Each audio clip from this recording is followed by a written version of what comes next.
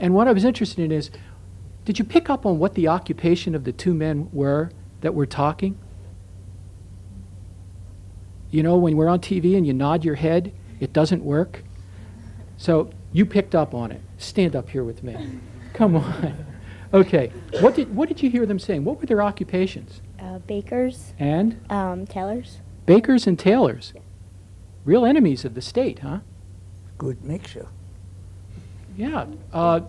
What are your impressions? If you remember in studying, and I know the ninth graders here have been reading, thank you, you can sit down. I scared you, right? Okay. The ninth graders have read Elie Wiesel's The Night. The impression that you have had, why target tailors and bakers? And let's work on it, just one thing too. Without telling your whole story, Mr. Seifman, what was your occupation? Tailor. A tailor? Yeah. Wow. And Mr. Tuck, what was your occupation? None of it. I was going to school still. So you were just a school kid? Yeah. It leaves you wondering, the people that are sitting here, what are your impressions and what do you remember reading? What were the cause of why did they select the Jews? Bakers? Tailors? School kids? Well, let's add a little bit. This is great, you know. Instead of turning to page 47, let's turn to a historian. Come on up here, Dr. Rosen.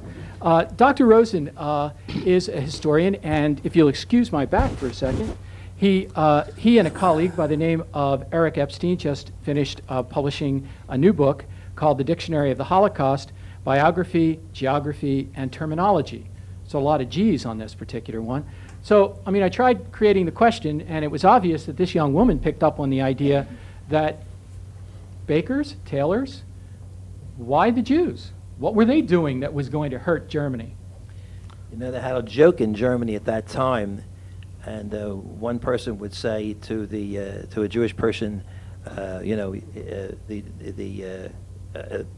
Jewish person would answer one of the Nazis and say, you know, the cause of all the Germany's problems are the Jews and the bicycle riders.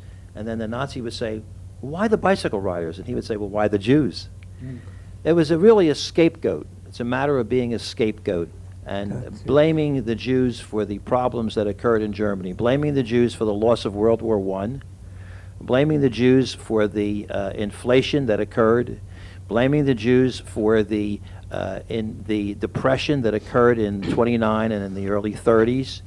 And whenever you have a minority that seems rather helpless or cannot really strike back at you, you blame the minority and instead of blaming other factors. And that's what the Nazis did. They blamed the Jews for the ills that occurred in Germany. And of course, they only saw were the Jews that were prosperous.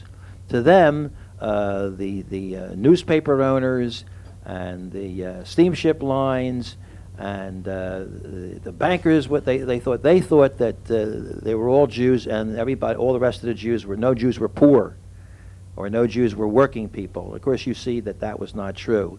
So it was a kind of a jealousy and a kind of a scapegoating that led them to blame the Jews. And actually, Hitler himself was really a failure in life. Hitler never held a job in his life. He failed to get into the Vienna Art School. He tried 2 times.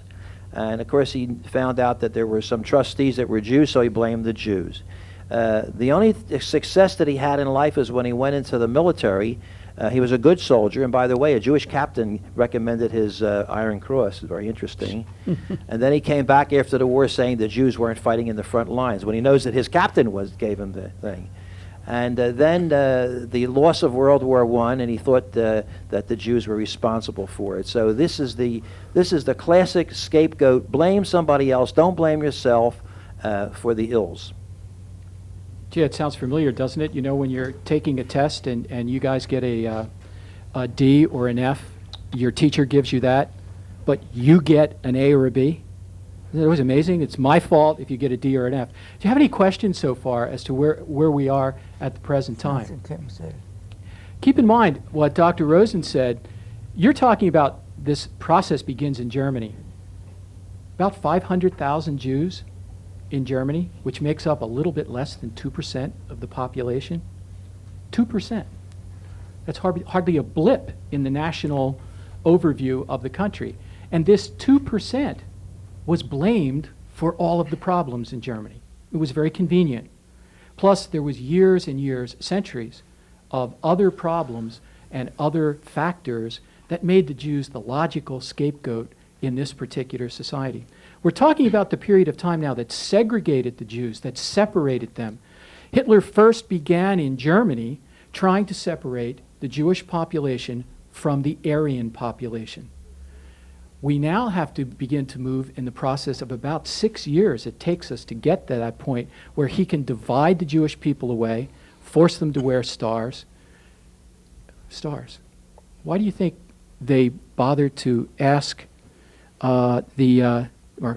demand that the Jewish people wear these gold stars on their clothing? Do you have any feeling about it? Do you have any idea? Stand up for a second. We know we can't hear you from over there. Okay, so you said, why would they make them wear the stars? To label them away from other Christians. Okay, well, why did they have to label them? I mean, you've got your tailor, and you have your tailor and your baker. Why do you need to label them? So that the army wouldn't abuse anybody that they're not supposed to. Okay, but why was it hard to figure out who was who? They were just like anybody else. Say again, I realize They were just like anyone else. They just look like you and me. Thank you. There were no people of color in Germany at this time. There were people that looked like everyone else. So the star became a way of dividing us up. Also, the star became a badge that was easy then to make the target, to separate the us and the them. Do you have any other questions before we move on? Okay. I can ask. Sure, go right ahead, Mr. Block. What we are talking about when, in 1938, when I went to camp in Dachau, the second day we got numbers to put on our uniforms, and of course, me being a tailor, I sewed it on, and I sewed on my father's and all the other men from my hometown, and a lot of people gathered around me, and an SS man came by. He said, "What's going on here?"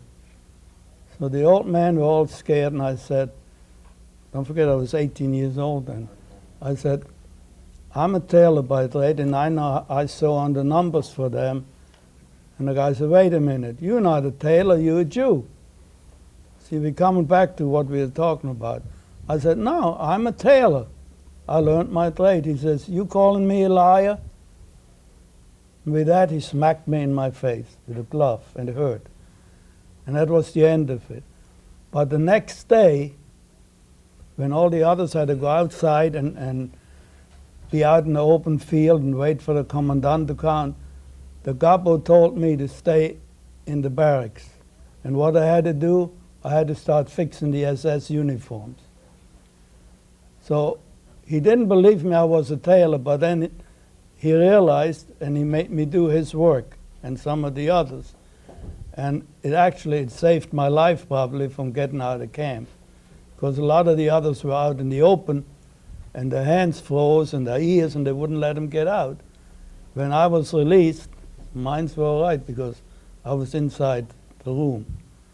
Okay, a skill that can save your life. Most of us are looking for skills that'll make us rich. This one saves someone's life. I'd like to continue with some more of the stories and bring the other two gentlemen into focus for you. And I'd like now to go to Mr. Tuck. He is going to give you an explanation of some of his experiences. And remember, he spent 5 years surviving in the camps. My name is David Tuck. It's like a repeat performance. I just did it an hour ago. I was your age, around 14, 15. I used to go back to school. And we're waiting to September, we're supposed to go back to school. And suddenly I wake up in the morning and I listen to the radio, because we used to live on the German border. Half of Poland was occupied already. So we didn't hear any bombs, we didn't hear nothing.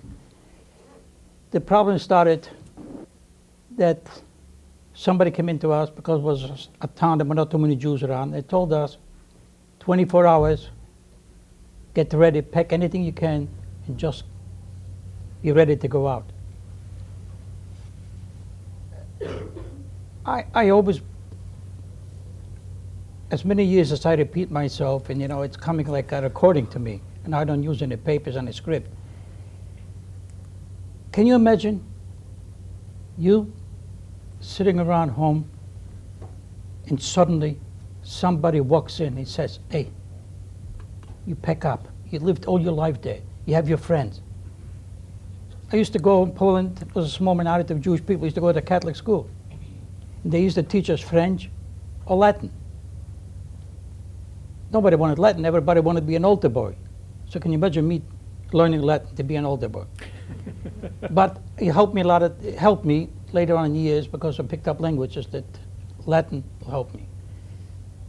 I wind up in a ghetto.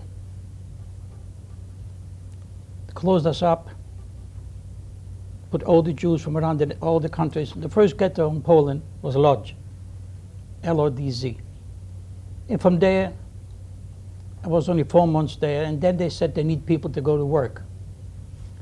Not only go to work, they said they're going to pay us. So every family couldn't have a buck. They said, hey, come on, let's go over there, let's make some money. And this was an enticement. We went there, my father and I went there. I never mentioned that he's my father, and my father never mentioned that I'm his son. If they knew what that father and son, I don't think we ever survived. Just for cruelty, they would destroy us. And from there, this is 1940. I went to a place back where I came from, Poznan, and we used to have in a stadium. They put a stadium. Can you imagine Yankee Stadium? Or any stadium. Took out the toilets, put bunk beds in it, put a rope top and bottom, and laid us like sardines out. At night, they gave us one blanket to cover the whole, everybody who's reached it. So over there, we were 1,100 people. Our work was collecting garbage, destroying cemeteries, digging up from center of city, taking out the dead people. Anything was gold, crosses, rings, teeth. If it was gold teeth, took a hammer, knocked them out, put them back, take the crosses. The Germans were waiting, took it away. And over there I stayed for 1 year. In the beginning we were 1,100 people. There was a typhoid, 120 after 1 year we left. Then we went to Auschwitz. Auschwitz, I went to Birkenau. I remember like today, and I still have memories. I still dreams, I can never forget it. I'm not thriving on it, but I can't help it. Came to Auschwitz, Birkenau. My luck was that they needed people to work. So they picked the youngest kids, not kids, youngest teenagers. At that time, they separate us, left to the right. The elder people they wind up in Birkenau, and they were burned.